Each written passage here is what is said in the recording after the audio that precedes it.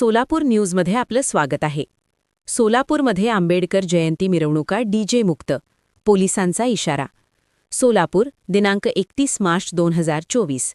शहरात सण उत्सवांदरम्यान वाढणाऱ्या ध्वनी प्रदूषणावर नियंत्रण ठेवण्यासाठी सोलापूर शहर पोलिसांनी कडक भूमिका घेतली आहे.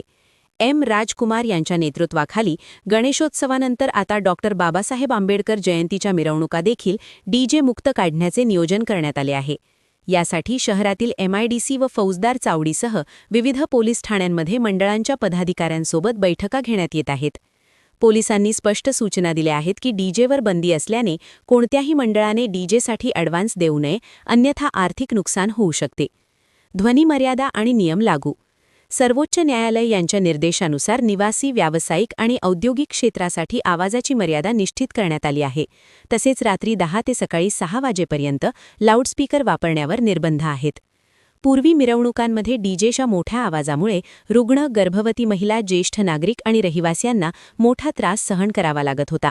याच पार्श्वभूमीवर सकाळच्या पुढाकारातून डीजे मुक्त सोलापूर कृती समिती स्थापन करण्यात आली होती. पारंपरिक वाद्यांना प्राधान्य.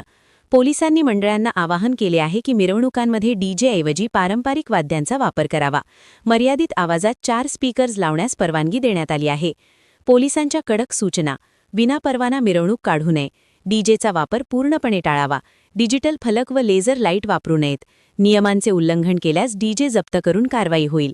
पोलीस आयुक्त एम राजकुमार यांनी विश्वास व्यक्त केला आहे की सर्व आंबेडकर जयंतीच्या सर्व मिरवणुका डीजे मुक्त व शांततेत पार पडतील.